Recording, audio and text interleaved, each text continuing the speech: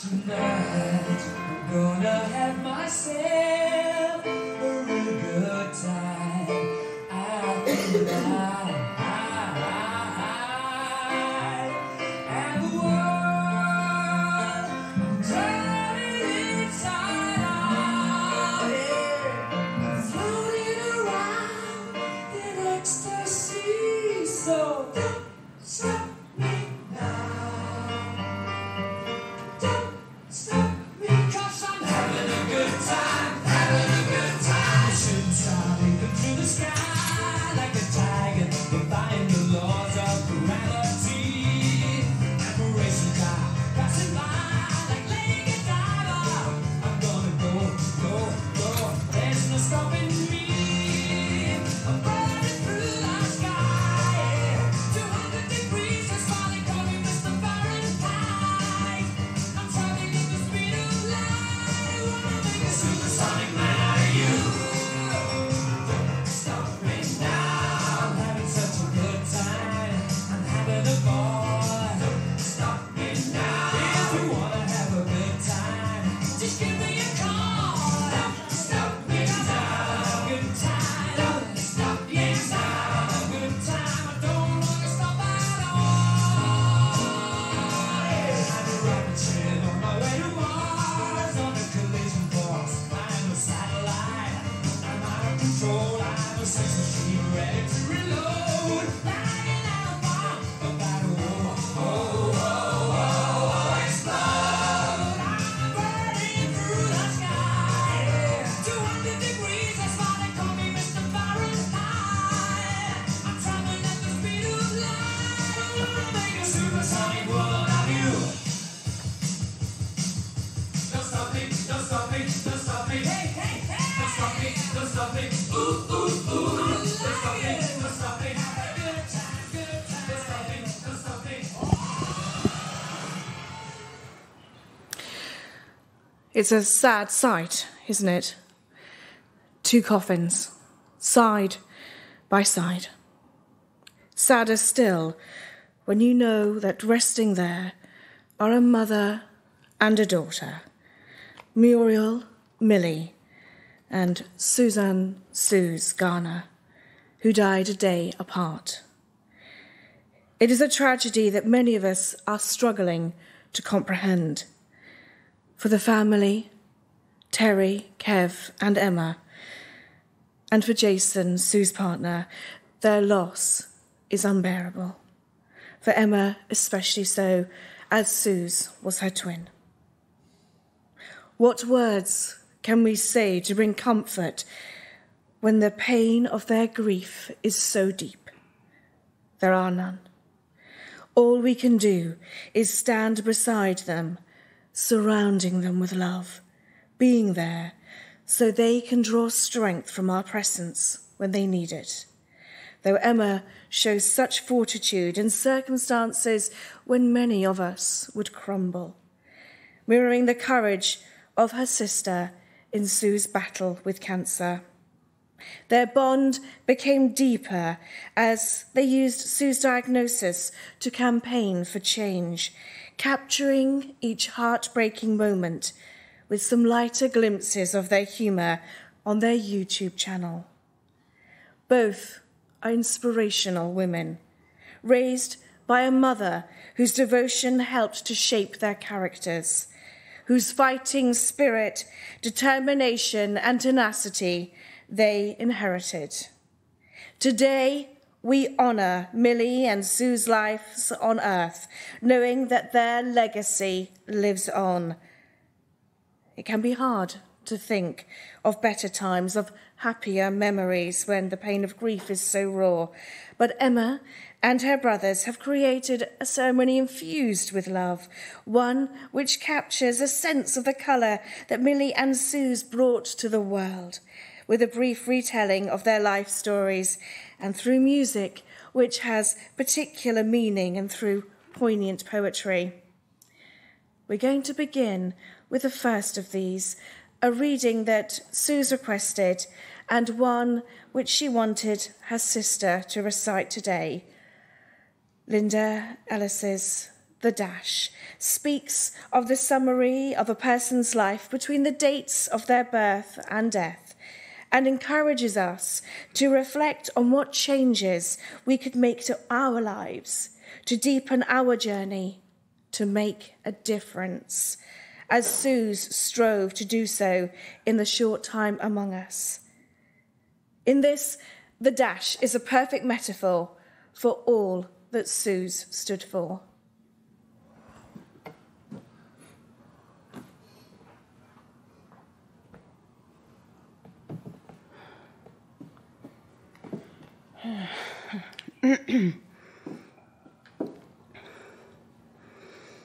I read of a man who stood to speak at the funeral of a friend. He referred to the dates on the tombstone from the beginning to the end. He noted that first came the date of birth and spoke the following date with tears. But he said what mattered most of all was the dash between those years. For that dash represents all the time that they spent alive on earth, and now only those who loved them know what that little line is worth. For it matters not how much we own, the cars, the house, the cash. What matters is how we live and love, and how we spend our dash. So think about this long and hard, are there things you'd like to change? For you never know how much time is left that can still be rearranged.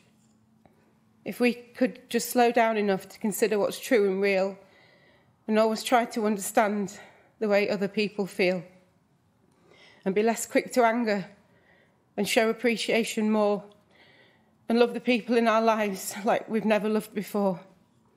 If we treat each other with respect and more often wear a smile, remembering that this special dash might only last a little while. So when your eulogy is being read,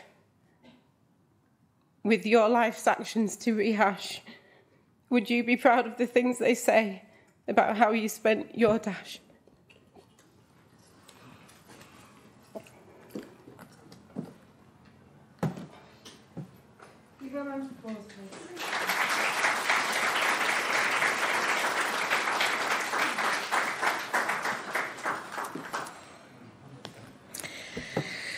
Thank you, Emma. Such strength and such powerful words there. We're going to lead into highlights of Millie's life story with a song chosen by Val, who Millie always called her partner in crime, Sting's Fields of Gold.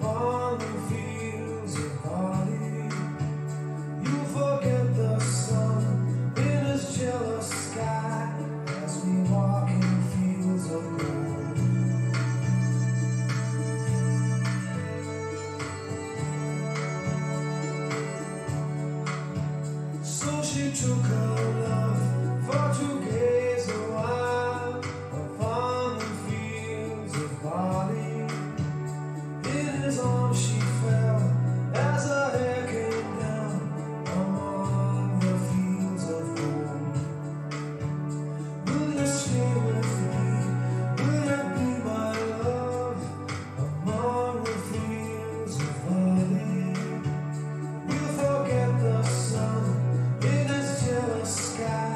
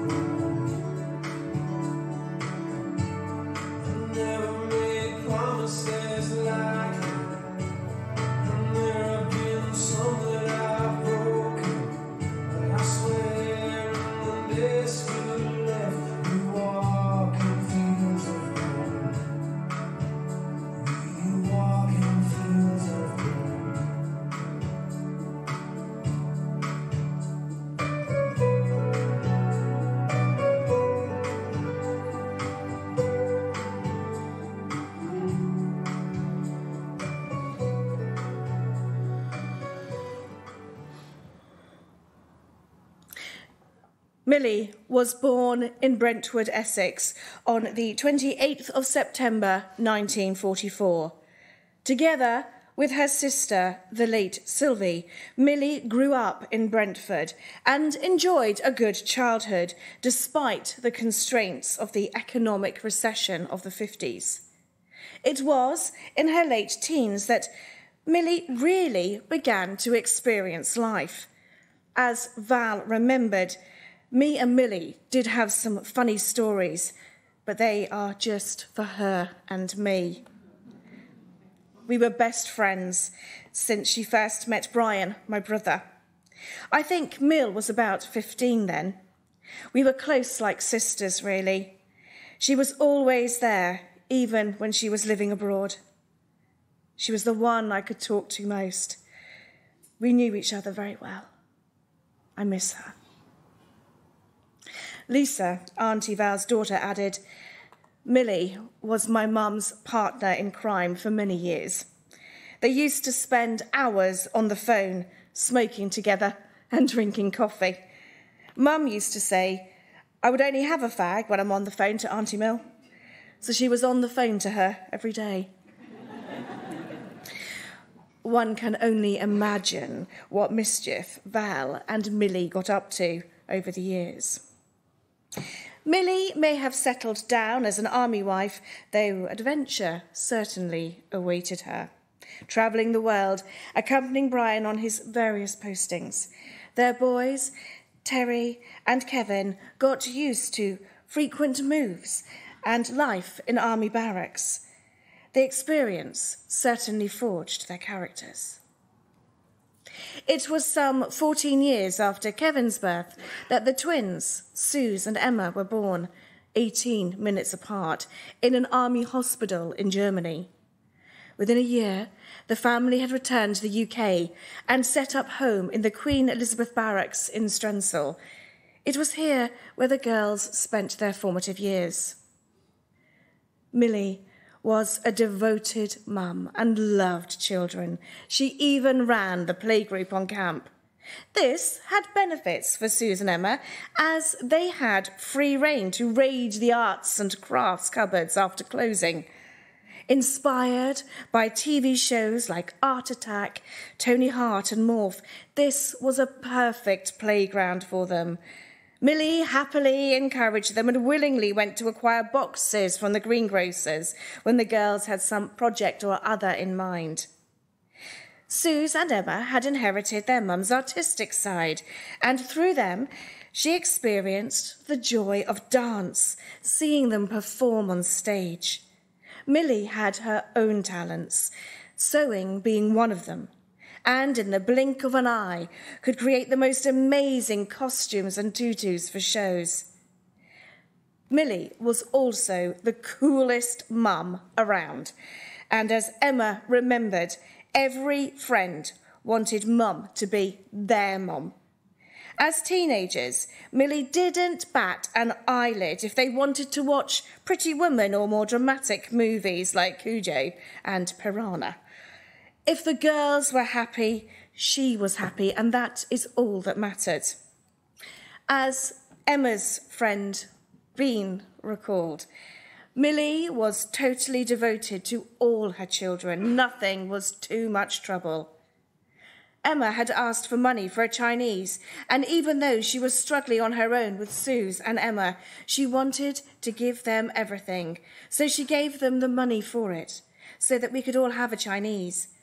I remember too how she let them have 2 ducks in the back garden, Blossom and Strawberry, and hamsters, rabbits, dogs. They had a dream childhood. This included some wonderful holidays to Cornwall, especially St Ives, which was always a special place for Millie. In later years, when the girls had discovered clubbing and would bring back friends for sleepovers, Millie thought nothing of leaving a sick bucket out and a gherkin by certain people's beds. We won't name them, but they know who they are. As Gemma recalled, I will always remember the house parties at your mum's. She was a legend. Millie was also ever ready as a taxi, regardless of the hour. She would even turn up in the driving seat in her nightie and dressing gown. She was kindness itself and didn't bat an eyelid when strangers got into her car thinking that she was a taxi. She got used to taking them home too. Whether or not she charged for this service is anyone's guess. It's easy to see why, with someone as generous-natured and good-humoured as Millie, that Sooz and Emma were so close to their mum. Even as adults making a life of their own, they knew that the door was always open to them, a bed always made. Millie was so proud of all her children and who they grew up to be, and had a place in her heart for her grandchildren. It's hardly surprising that Millie, mum to many, whether blood relative or not, enjoyed a career in care. After running the playgroup, she had worked for York Golf Club for a while, but it was at Moorlands Nursing Home that she found her role in life. She loved it there and made many lifelong friends. She was popular with residents and staff alike, especially the latter, as Deborah remembered. We used to have such a laugh, getting the residents seen to quick smart so we could go on our break. Millie's next job was a more unusual one, as a PA for celebrity astrologer Jonathan Caner. As Lisa recalled, she worked very hard all her life. I remember her stories about the Jonathan Caner days, which included ordering fleets of cars for Uri Geller, who was a bit of a diva. Nothing fazed Millie, though. In Lisa's words, Millie had a sharp and wicked sense of humour and knew how to tell a dirty joke. This may well have kept her sane when dealing with the demands of showbiz personalities. Millie's final job was at Newborough Priory, assisting with the box office at events. By then, she was past the age when others were wearing slippers and taking it easy. Millie didn't do retirement. She was certainly a character. As so many have said, she was not only beautiful on the outside, but she was a gentle, kind, patient and loving beauty on the inside. She had great fortitude and resilience. Millie always thought of others. As Bean recalled, even the week before she died, she asked me to go and get chocolates for people who had helped her on the ward. It was a shock when Millie passed away.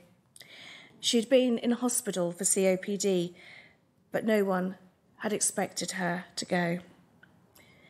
Perhaps it was the final act of a loving mum, knowing that her daughter Sooz was so desperately ill. Emma had arranged for Millie and Sooz to spend a moment together in hospital. In Emma's words, it was almost as if she had thought, I've seen Sooz now. I'm going to go and wait for her. Within a few days, Millie had gone. The day before her daughter died. It was a devastating time for the family. Emma's focus had been on being with Sooz, though she spent what time she could with her mum, not realising how ill her mum was. The boys were a tower of strength to Millie during those days. Terry was with her at the end, and as he posted online, it is with great pain and heartache I announce that yesterday, 16th of May, 2024, I gave Mum my permission to go if she wanted to. And a minute later, she was at peace. Millie's final days had been spent with Auntie Phil and Sue visiting. She passed, surrounded by love, in the company of Terry. It was devastating for the family when Sue died the next day. What little comfort the family can draw from this time is that mother and daughter are reunited. Kev was devoted to his mum. From even as young as 3 years old, he said, I would never leave you, Mum, and years later, when he came out of the army, he stood true to his word and became her carer. As he posted online, there are many words unspoken that cause a tear to dim the eye, but the saddest word unspoken is the simple word, goodbye. I love you, Mum. I love you, Susie.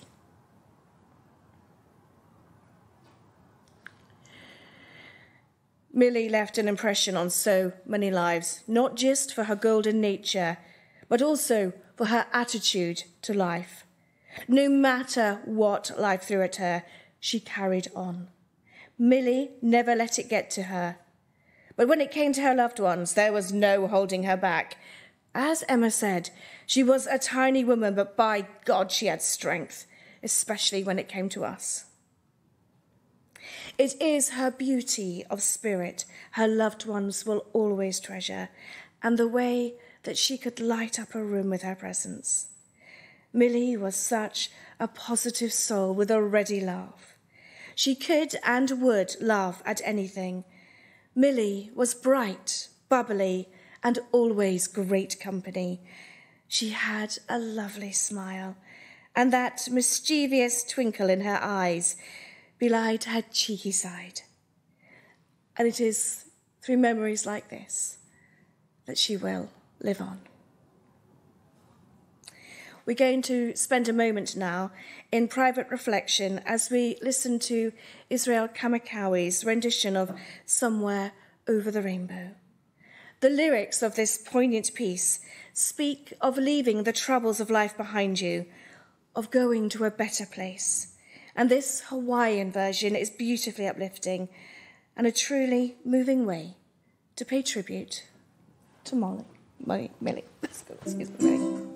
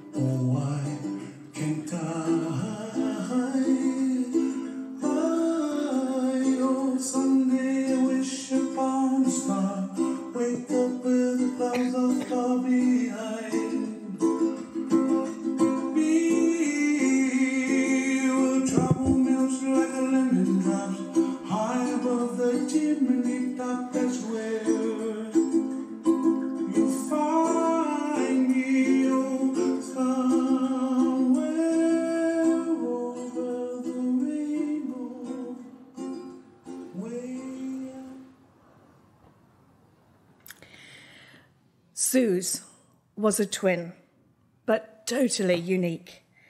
In many respects, the girls were chalk and cheese, especially as they got older and found their own paths in life. Their emerging characters, polar opposites. Sooz was fire and adventure. Emma was sensible, indulging in more homegrown pursuits like horse riding. As youngsters, the girls had never been apart. They'd been dressed the same, mirror images of each other down to the matching curly ribbons in their long blonde hair. They looked angelic, and indeed they were, or, as Emma put it, wink, wink. Well, what the parents don't see, they don't know about. They both loved dance and gymnastics, though from an early age there was competition between them. Sooz once cried because Emma had overtaken her in maths.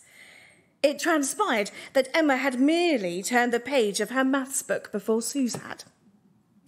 As teens, they were put in different classes, and it was during this time that they began to develop their own personalities, making different friendship groups. Sooz took to smoking behind the bike sheds. Emma went out riding her pony around the village. As the years went by, Sooz fully embraced life. In her BFF Gemma's words, "I loved my lugs. After art college in pubs in York, the Mucky Duck exhibition, always sunny, always a pint in hand. My lugally friends, so artistic and creative, strong-minded and strong-principled, kind and a good egg. Loved her so much. In Barcelona, we had such a fab time. La Ramblas with more beer, which conjures up all sorts of images of fun in the sun." Another of her close friends, Liberty, pays tribute to Sooz with these words. "I met Susie back in 2009 at a hostel in Singapore. From the moment we met, I knew there was something special about her. Amanda and myself just clicked with Sooz. It was as if we'd known each other forever, maybe in another life. We had a crazy few days together, sharing a dorm room, partying on the very clean streets of Singapore, laughing and dancing our hearts out. From that time forward, Susie and I had always kept in touch. Susie was there for me through the good and the bad, the ups and the downs and everything in between. As our friendship grew, so did my admiration for her. She was a hard worker, a talented artist, a dedicated partner, and an unbeatable friend. Susie taught me so much over these nearly 15 years, but the thing that stands out most is she taught me what true, unconditional love meant. She showed me it every time we talked, and I felt it. She was always supportive and kind, gave me her honest opinion and love, no matter what. I won the lottery the day I met Sooz. I truly did. The sun doesn't seem as bright anymore now that she's left this earth. I know she is waiting for us on that beautiful Thai beach, and one day we will be together again. Susie, I promise to continue to live my life serving others, spreading kindness, and being the best version of myself I can be. Thank you, my darling Sooz, for all you did for me. Your friendship was my most treasured gift, and I am eternally grateful for the universe putting me in your path. Love you so much. Your darling Libs. Well, Sooz certainly made an impact wherever she went. She had many jobs over the years, from working in the army camp kitchens, a stint at the Six Bells, and alongside her sister at Minster Law. It was here that she met the Looney Coonies, Nikki and Rob. When they emigrated to Thailand, Sooz visited them over there, an experience which was to change her life. She once said that it wouldn't have had any meaning if she hadn't gone to visit them. Sooz had just been as much impact on them, and having been bitten by the travel bug, there was no holding her back.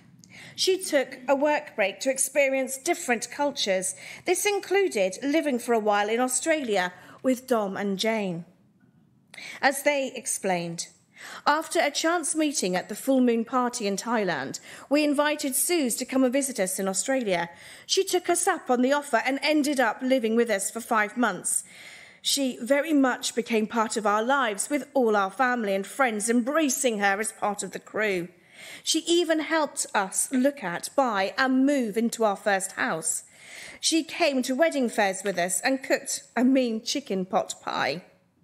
We were able to visit her, Emma, Muriel, Kevin and the whole village in Strensel. We remember a fun night in the Six Bell pub, even getting behind the bar to serve our own drinks.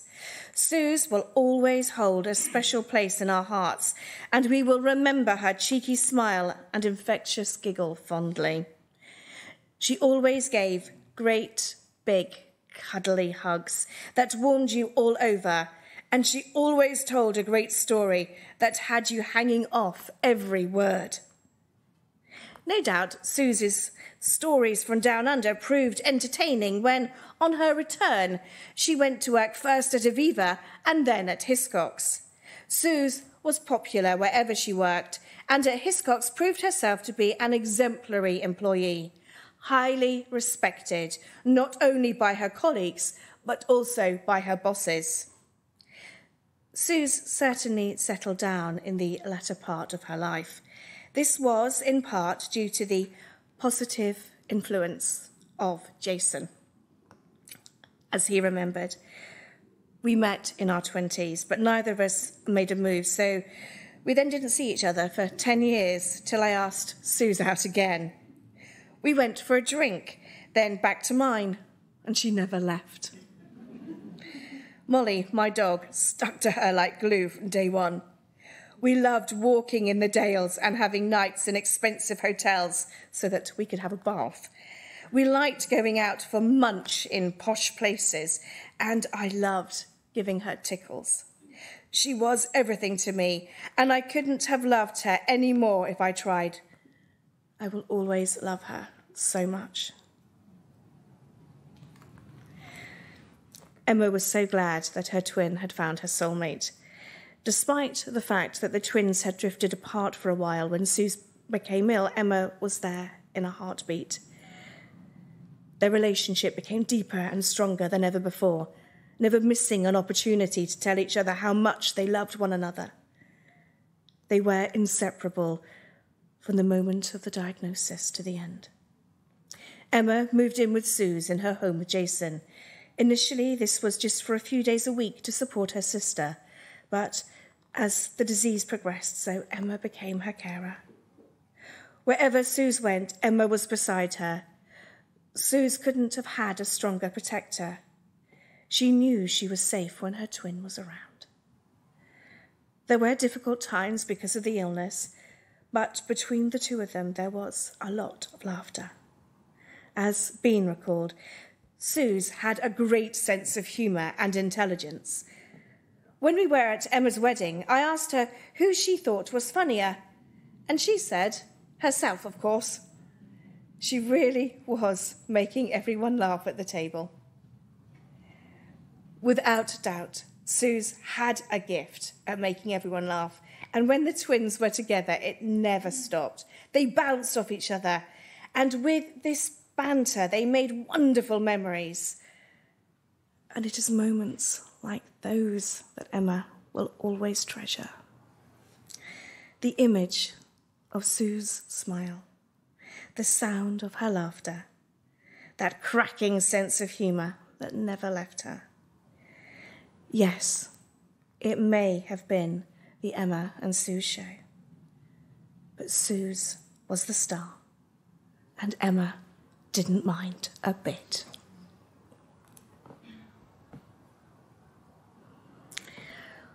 We're going to spend a moment now listening to one of Sooz's favourite songs, Paolo Nutini's Caledonia. What is it, Tina Paul? Magic, magic.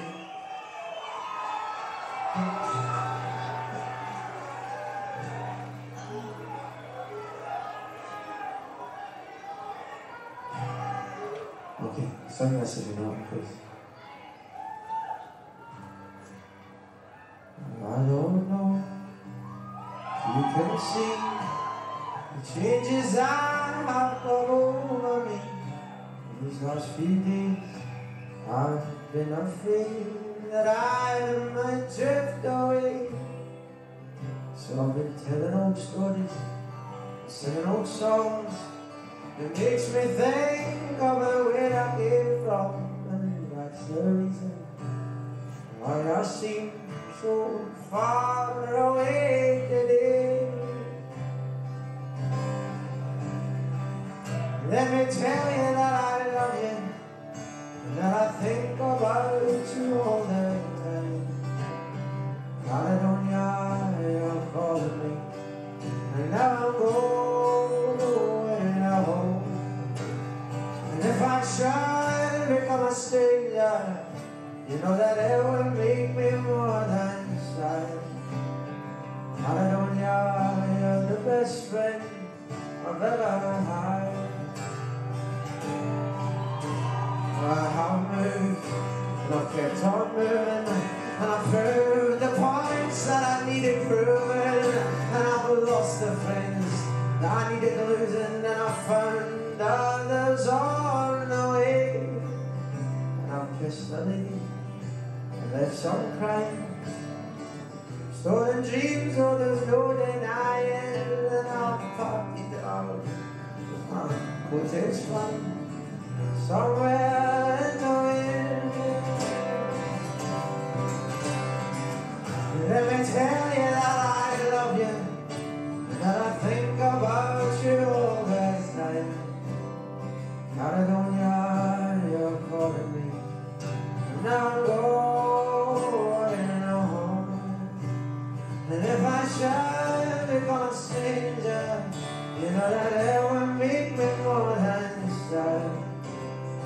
Caledonia, you're the best friend I've ever had.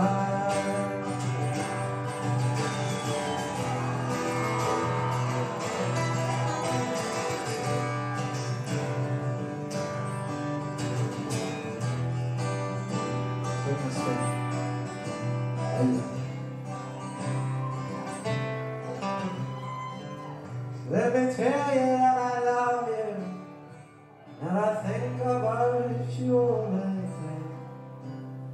Caledonia, you're calling me, and now I'm going home. And if I should become a stranger, you know that it would make me more than sad. Caledonia, you're the best friend I've ever had.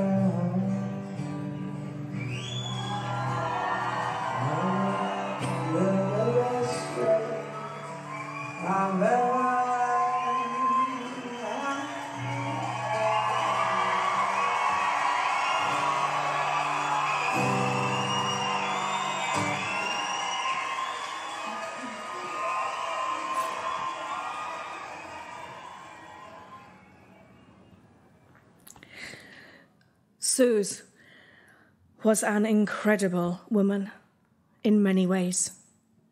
Her story captured so lovingly on the YouTube channel Emma set up for her inspired many.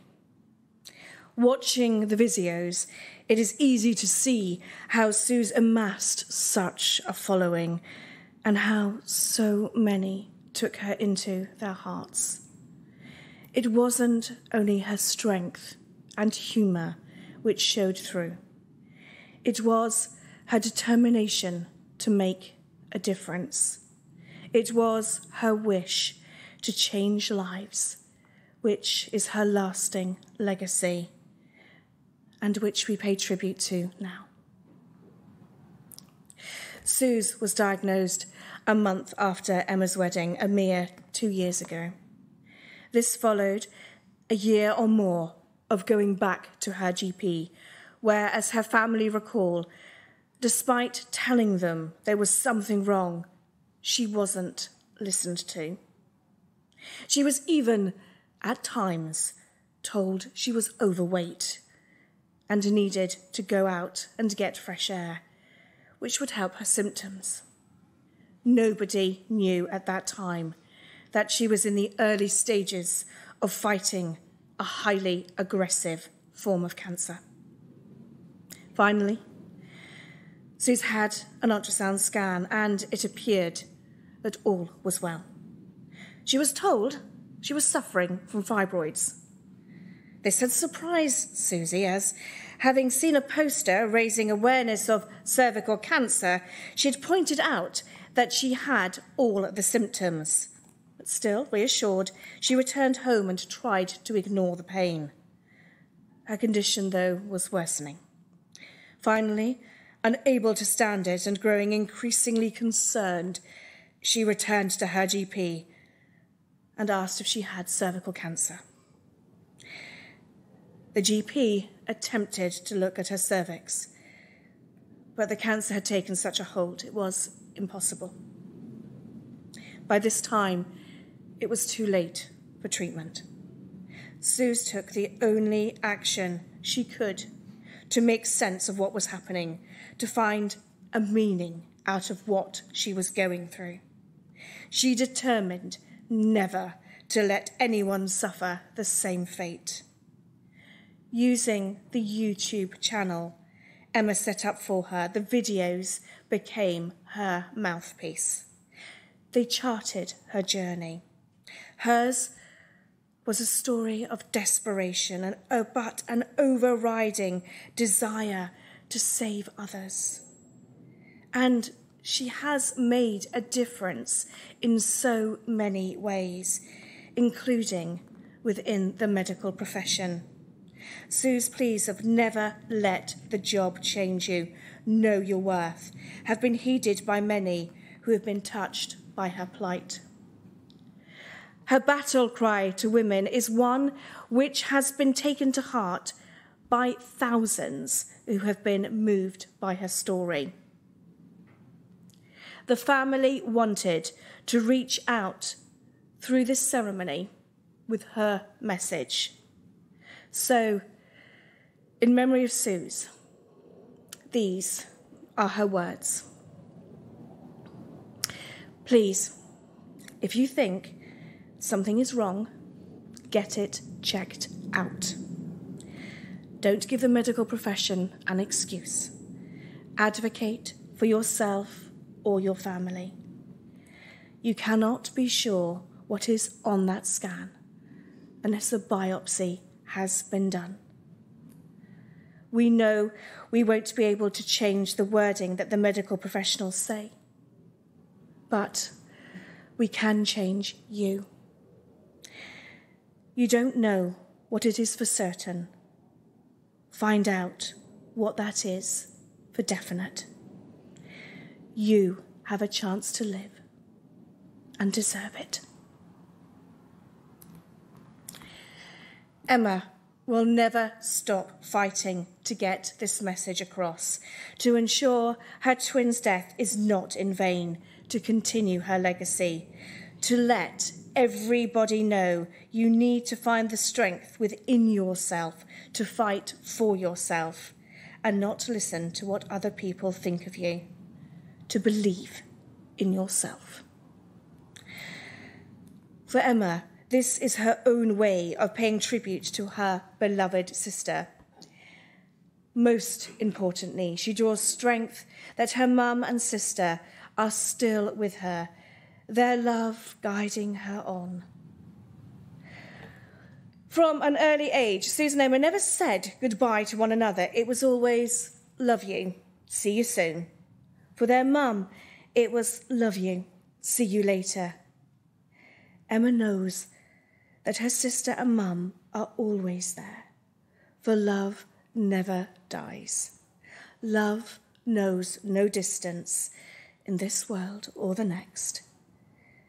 In Emma's words, love always wins, because it never leaves you. In a poignant act, Emma has chosen for us all to listen to the song which was played as Sooz passed away. Baz Luhrmann's Everybody's Free. The lyrics spoke volumes. Brother and sister, together we'll make it through. Someday our spirits will take you and guide you there. I know you've been hurting, but I've been waiting to be there for you. And I'll be there, just helping you out whenever I can. For Emma, this was no coincidence. It was Susie's parting message, not only to reassure her brothers and twin, but because it was her mantra, a song to live your life by. And what better epitaph for Sooz could there be than that? Ladies and gentlemen of the class of 2007, wear sunscreen. If I could offer you only one tip for the future, sunscreen would be it. The long-term benefits of sunscreen have been proved by scientists, whereas the rest of my advice has no basis more reliable than my own meandering experience. I will dispense this advice now. Enjoy the power and beauty of your youth. Or never mind. You will not understand the power and beauty of your youth until they fade. But trust me, in 20 years you'll look back at photos of yourself and recall in a way you can't grasp now how much possibility lay before you and how fabulous you really looked. You are not as fat as you imagine. Don't worry about the future, or worry, but know that worrying is as effective as trying to solve an algebra equation by chewing bubblegum. The real troubles in your life are apt to be things that never crossed your worried mind, the kind that blindside you at 4 p.m. on some idle Tuesday. Do one thing every day that scares you. Sing. Don't be reckless with other people's hearts. Don't put up with people who are reckless with yours. Floss. Don't waste your time on jealousy. Sometimes you're ahead, sometimes you're behind. The race is long, and in the end, it's only with yourself. Remember compliments you receive. Forget the insults. If you succeed in doing this, tell me how. Keep your old love letters. Throw away your old bank statements. Stretch. Don't feel guilty if you don't know what you want to do with your life. The most interesting people I know didn't know at 22 what they wanted to do with their lives. Some of the most interesting 40-year-olds I know still don't. Get plenty of calcium. Be kind to your knees. You'll miss them when they're gone. Maybe you'll marry, maybe you won't.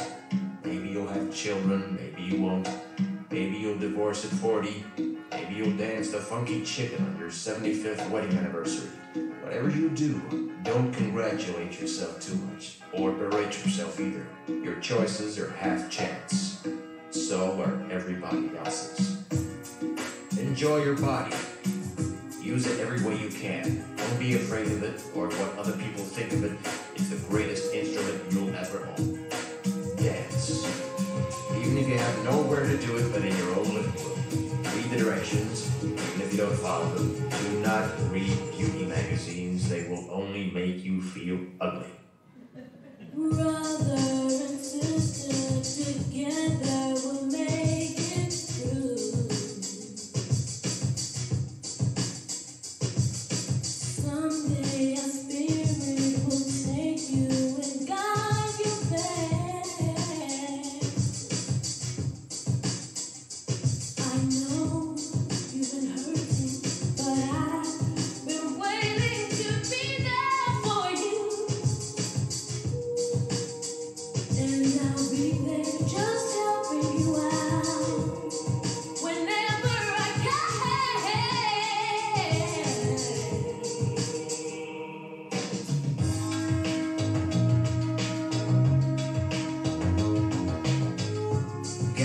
know your parents. You never know when they'll be gone for good. Be nice to your siblings. They're your best link to your past, and most likely to stick with you in the future.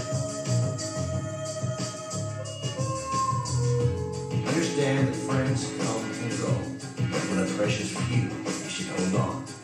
Work hard to bridge the gaps in geography and lifestyle, because the older you get, the more you need the people you knew when you were young. Live in New York City once, but leave before it makes you hard. Live in Northern California once, but leave before it makes you soft. Travel. Accept certain inalienable truths. Prices will rise, politicians will philander, you too will get old. And when you do, you'll fantasize that when you were young, prices were reasonable, politicians were noble, and children respected their elders. Respect your elders. Don't expect anyone else to support you. Maybe you have a trust fund, maybe you'll have a wealthy spouse. But you never know when either one might run out. Don't mess too much with your hair, or by the time you're 40, it will look 85. Be careful whose advice you buy, but be patient with those who supply it. Advice is a form of nostalgia. Dispensing it is a way of fishing the past from the disposal, wiping it off, painting over the ugly parts, and recycling it for more than it's worth. But trust me, I'm the sunscreen.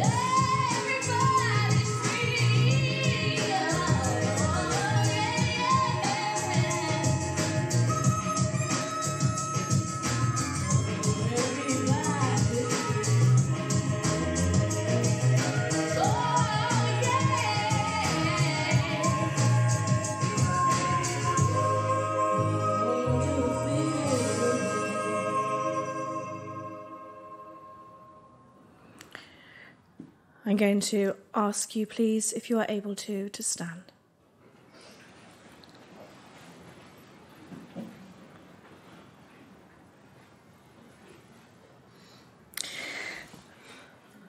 We now come to the part of the ceremony where we have to let Millie and Sooz go.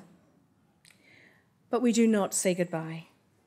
The influence they had on our lives remains. The things that made Millie and Sooz whole, their very being, that is still with you, and like a photograph is a reminder of the times you spent with them. Take comfort that the true Millie and Sooz, that which made them who they were, like the air, is all around you, and always will be. On behalf of Millie and Sooz's loved ones, we say to them, thank you for enriching our lives just by being you, for making each day alongside you count, for bringing love, joy, and a sense of fun into our lives. We will never forget you.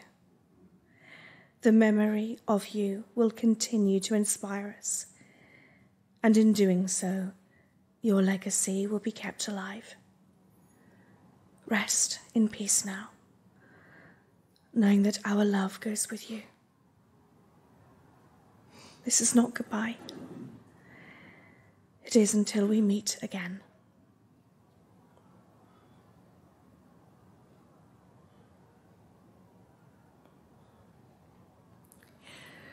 When you're ready, and there's no rush, Please be seated.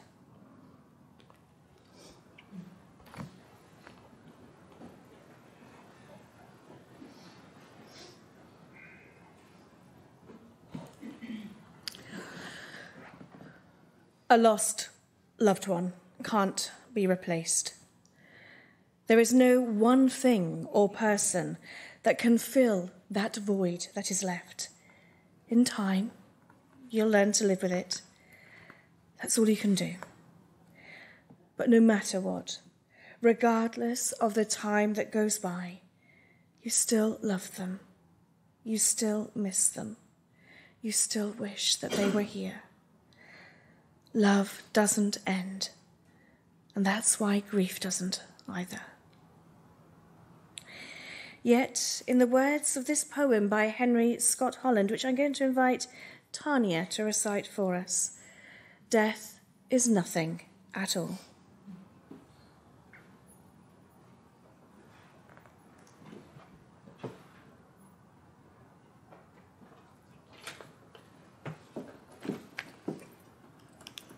Death is nothing at all.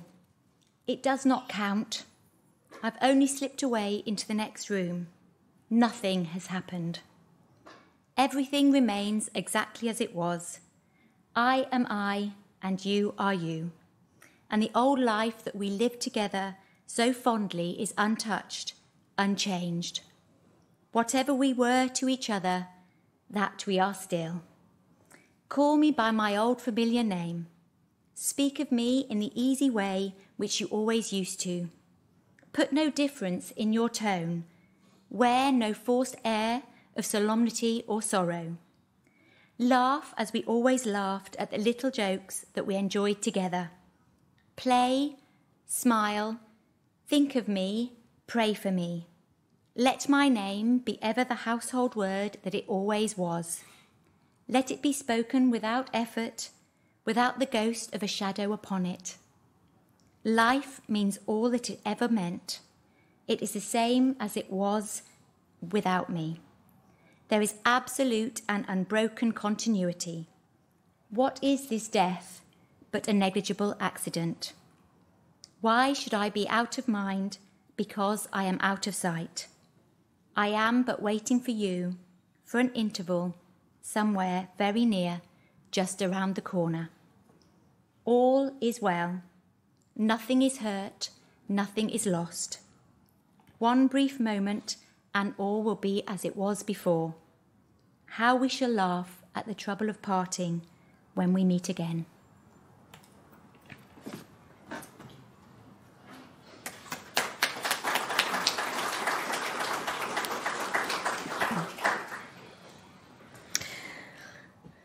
Millie and Sooz loved you so much that they wouldn't wish you to mourn them for long. They would want you to remember the joy of those precious times that you shared. They would understand tears, but they would want you to smile if you can when you remember them. So picture Millie and Sooz somewhere which brought them pleasure and which will hopefully bring you a bit of comfort when you think of them there. As so many people have said, this would be on a beach in Thailand. There they are, walking along the warm sand, feeling the sun on their faces, laughing and joking with one another. They are happy, and that is where we will leave them. The family wish to thank you for being here today, for remembering Millie and Sooz with them, and for paying your last respects to them both. If you wish to make a donation in their memory, there is a collection box outside the chapel door as you leave. Monies raised will be gifted to 2 charities which have been so supportive to the family, in particular to Purple Heart Wishes, who helped Sooz with distraction activities and who have continued to be beside the family since she died. Purple Heart Wishes are a small charity who really deserve the recognition and who will channel any donation towards continuing their valuable work. The family also wish to recognise the love and devotion shown by staff at St Leonard's Hospice towards Sooz. So, in her name, we'll also be gifting a contribution from the donations raised. Finally, the family would like to express their absolute gratitude to Joe and Bean, Kelly, Laura, Tanya, Sharon and Kat, Hindy, Shelley, Marth, Gemma and the rest of Susie's school troop, the Looney Coonies and Liberty, Ellen, Cherry and Cara, and so many more, too many to mention, but all who have a special place in their hearts for all that they have done. We're going to end the ceremony with a piece of music that often closed the YouTube videos, Justin Lee's Come Away With Me. This will be played through twice. I'd ask you please to remain seated until the song is repeated. The family then invite you as you leave to place flowers on Millie and Sooz. They will remain within the chapel as the final piece of music plays to spend a private moment beside Millie and Sooz, and they'll meet you outside shortly afterwards. Thank you.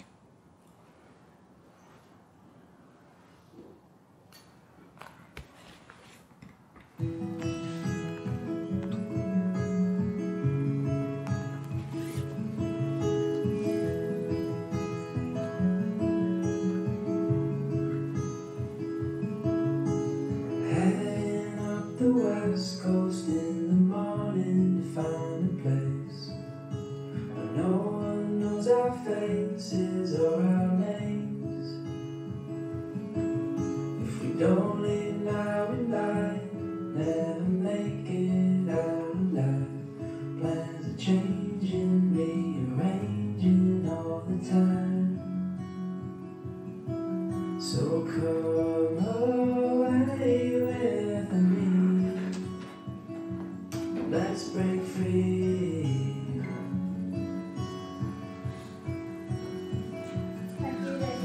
We can fall asleep where the land and ocean meet.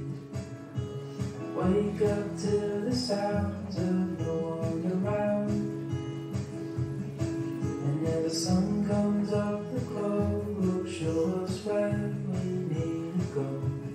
All this waiting, so frustrating, let's just try. So come away with me. Let's break free. Just you and me. Oh,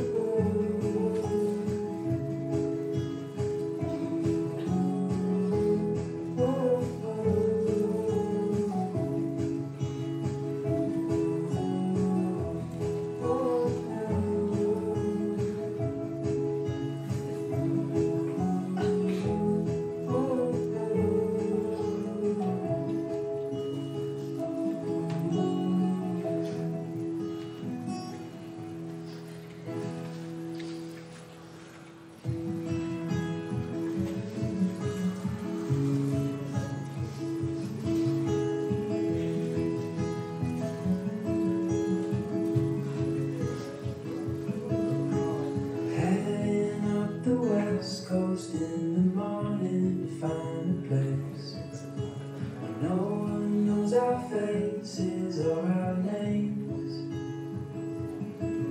If we don't leave now, we might never make it out alive. Plans are changing, rearranging all the time.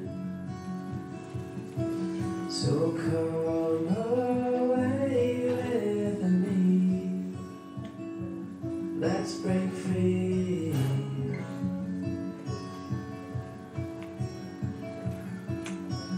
We could fall asleep where the land and ocean meet. Wake up to the sounds of no one around. And as the sun comes up, the globe will show us where we need to go. All it's waiting, so frustrated. Let's just drive. So come away with me. Let's break free. Just you and me.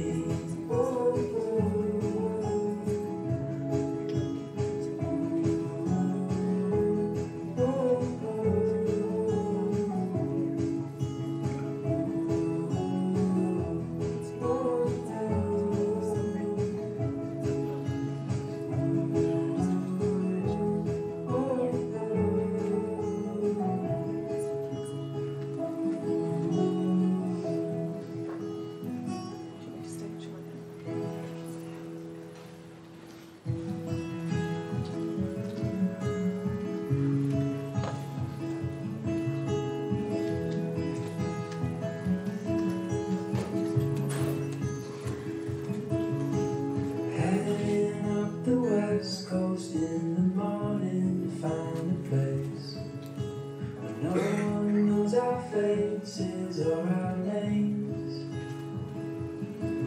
If we don't live now in life, never make it out alive. Plans are changing, rearranging all the time.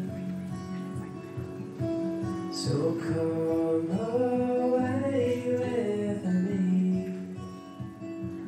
Let's break free.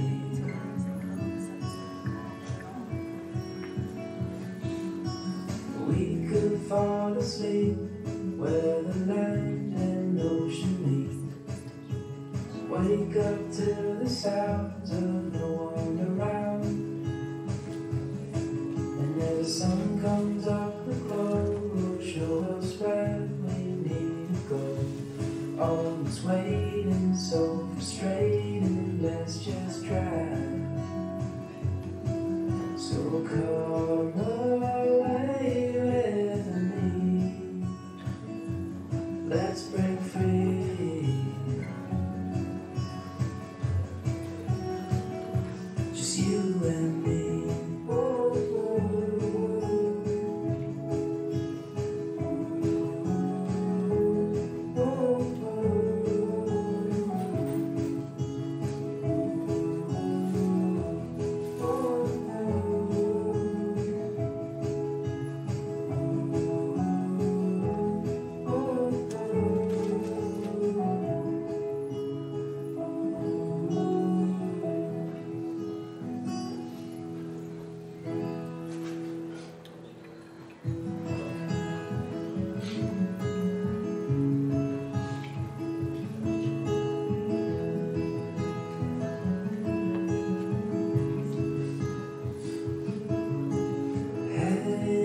The West Coast in the morning to find a place where no one knows our faces or our names.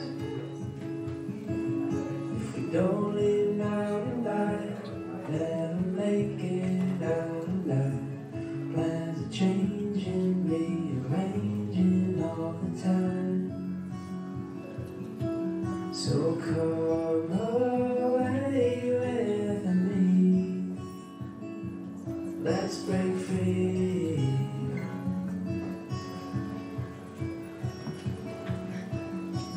We could fall asleep where the land and ocean meet. Wake up to the sounds of no one around. And as the sun comes up, the glow will show us where we need to go. Oh, it's waiting, so frustrating. Let's just drive. So come away with me. Let's break